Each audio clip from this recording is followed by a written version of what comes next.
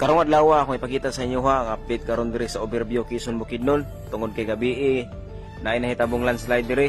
Kung makita sa video nga grabe kadako ang na landslide gyud.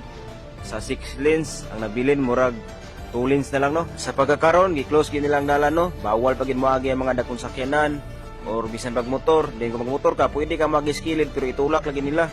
Dayon kung gikan ka sa Davao yan nagsakay kag bus, kinahanglan nimo mo transfer or mo baklay kay sa pikas na igahulat nga bus pod para mo hatod padulong sa Cagayan or kung gikan ka sa Cagayan nga madto ka sa Davao napo kay masakyan nga bus kung nga napos pikas nga imong transferan or dito ka balik sakay para makaabot ka sa imong padulungan.